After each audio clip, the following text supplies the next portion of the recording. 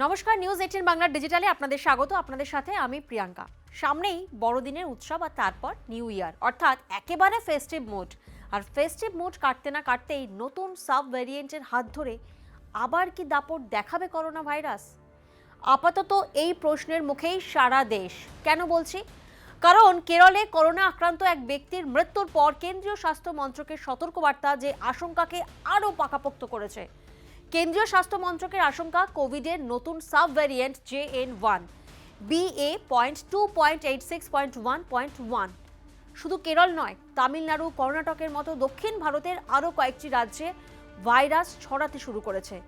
আমরা জানি এখন একটা ট্যুরিজম টাইম বলা যেতেই পারে, কারণ প্রত্যেকের এখন ছুটি কাটাতে সবাই বিভিন্ন জায়গায় ঘুরতে যাচ্ছে এবং বর্ষ শেষ এবং নতুন বছর আসার সেই আগমনের সময়টা মানুষ সেলিব্রেট করে নিতে পারে।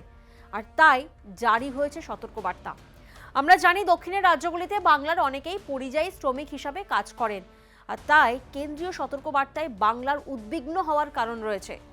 বিশ্ব স্বাস্থ্য সংস্থা হুয়ের তরফে জানানো হয়েছে করোনার BA.2.86 এর যে সাব ভ্যারিয়েন্ট রয়েছে এরই কিন্তু একটি অংশ JN.1 ভ্যারিয়েন্ট।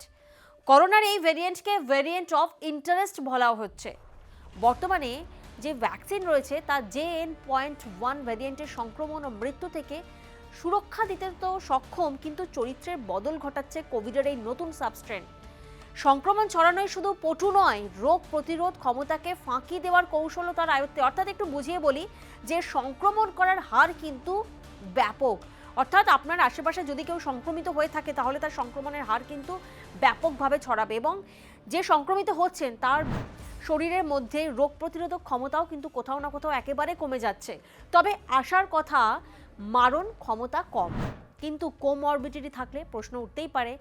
কোমরবিডিটি থাকলে কিন্তু স্বস্তি নেই। উপসর্গ বলতে চিকিৎসকেরা জানাচ্ছেন জ্বর থাকবে, মাথা ব্যথা, গলা ব্যথা, সর্দি ও পেটের গন্ডগোলের কথা। অর্থাৎ সাধারণত ইনফ্লুয়েঞ্জা হলে আমরা যে সমস্যা দেখি, অর্থাৎ জ্বর, সর্দি, কাশি, গা হাত পা ব্যথা, সেই সমস্যাগুলি কিন্তু থাকবেই এই ভাইরাসের থেকেও। ফলে নয়া এই ভ্যারিয়েন্টের বিষয় কিন্তু আরও জানতে তার গতি প্রকৃতির উপরে কিন্তু আপাতত কড়া নজর রাখা হচ্ছে বলে জানিয়েছে হু, অর্থাৎ বিশ্ব স্বাস্থ্য সংস্থা। কারণ নতুন করে করোনার বারবরন্তের নেপথ্যে রয়েছে নয়া এই ভ্যারিয়েন্ট, আর ভয়টা সেই কোমরবিডিটি নিয়েই। কারণ নতুন ভ্যারিয়েন্টগুলি কিন্তু খুব একটা প্রাণঘাতী নয়, কিন্তু সংক্রমণ ছড়ালেও খুব বেশি মানুষের যে মৃত্যু হবে বা হাসপাতালে ভর্তি হবেন এমনটা একেবারেই নয়, কিন্তু সংক্রমণের হার বাড়বে। অর্থাৎ অনেক বেশি সংখ্যক মানুষ এফেক্টেড হবেন, সংক্রমিত হবেন। আর কেরলে যাদের মৃত্যু হয়েছে তাদের কোমরবিডিটি ছিল। তবে এখন হাসপাতালগুলিতে যে রোগীরা আসছেন তাদের মধ্যে সরাসরি করোনার উপসর্গ পাওয়া যাচ্ছে না, একটু হলেও রিলিফের খবর। তবে নয়া যে ভ্যারিয়েন্ট, সেই ভ্যারিয়েন্টের ক্ষমতা কিন্তু খুব একটা কম নয়। শুধু ভারত নয়, বিশ্বজুড়েই নতুন করে চোখ রাঙাচ্ছে করোনার এই নয়া ভ্যারিয়েন্ট। ইতিমধ্যেই আমরা জানি সিঙ্গাপুরে লাফিয়ে লাফিয়ে বাড়ছে আক্রান্তের সংখ্যা। হাসপাতালে কিন্তু সেখানে বেড নেই, তথৈবচ হাল ICCU-তেও। এমন অবস্থায় সংক্রমণ ঠেকাতে তাই ফের মাস্ক বাধ্যতামূলক করার সিদ্ধান্ত নিয়েছেন সিঙ্গাপুরের স্বাস্থ্য মন্ত্রক। আর কোভিডের ভয়াবহ সময় অতিক্রম করে ধীরে ধীরে স্বাভাবিক ছন্দে যখন বিশ্ব ফিরছে, তখন কিন্তু নতুন করে করোনা ভাইরাস চোখ রাঙাতে শুরু করেছে বলেই উদ্বেগ তৈরি হয়েছে সর্বত্র। এই সংক্রমণ ঘিরে বাড়ছে আশঙ্কা। তবে এবার এ ব্যাপারে বিবৃতি দিল বিশ্ব স্বাস্থ্য সংস্থা।